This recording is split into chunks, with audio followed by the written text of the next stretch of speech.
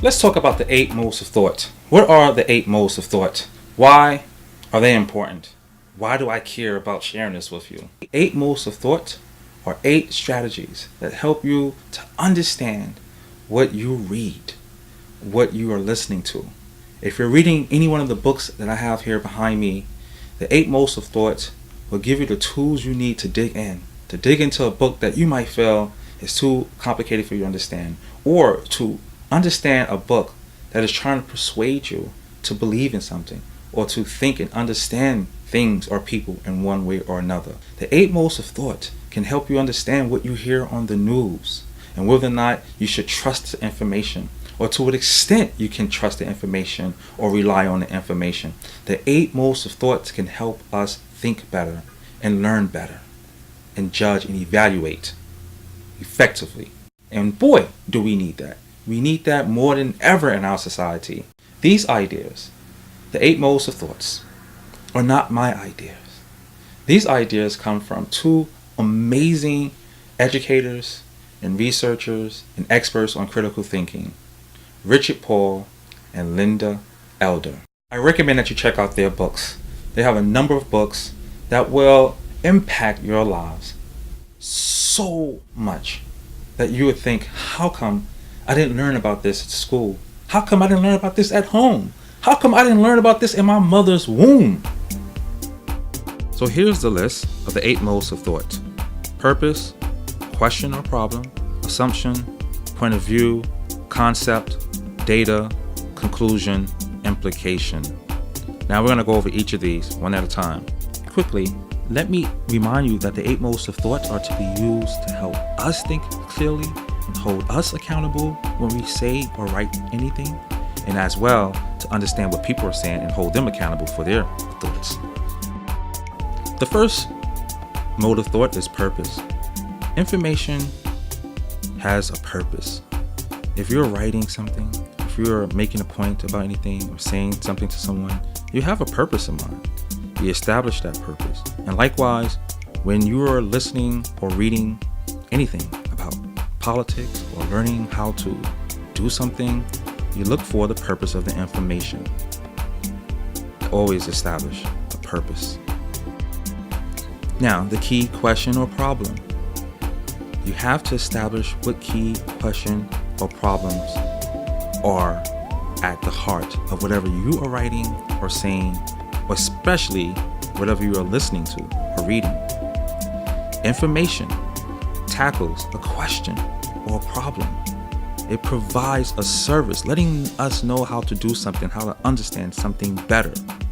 So whenever you're reading or listening to a speech, find that question or problem. Number 3, assumptions. Now, assumptions are like a premise. The premises we make to lead us to a conclusion. Now, when we make an assumption, sometimes it's true and sometimes it's not true. And likewise, people make assumptions that lead them to certain conclusions. And you want to establish what those assumptions are. They may or may not be true. And that could determine the value of the information you're receiving. Point of view. It's important to establish your perspective on a particular issue or situation. In fact, you want to examine your experience with the issue, and likewise, you want to establish what someone else's position is. Are there multiple positions or perspectives on a particular issue? And this is very important when we are reading works from different journalists. They are writing from various perspectives, ideologically or experiences. Data, information, evidence. Whoa, this is important. When you're telling somebody what you think is right, wrong, do you have relevant data to support your claim? And likewise, if someone is telling you, hey, this is the deal, this is what you should think, this is what you should do, can you see the evidence they are providing to support their claims? Is it accurate? Is it relevant? Check. Concepts and theories. This is interesting. Concepts and theories are like the lenses we look through or we think with to understand the world. It could be religious or political, economic, social. So what concepts and theories or special terms guiding your thinking? Do you look at issues through a religious lens? What about the concepts, theories, and special terms in an author's writing or a speaker's talk? What kind of worldviews are they using to make their claims? Inferences, interpretations, conclusions. How do you come up with the final result? What is your final result? What is the main point that you're making? And are your conclusions supported with any evidence? You want to check that. Likewise, if someone is speaking to you or you're reading an article, are they making valid conclusions? What are the conclusions? What are the main points?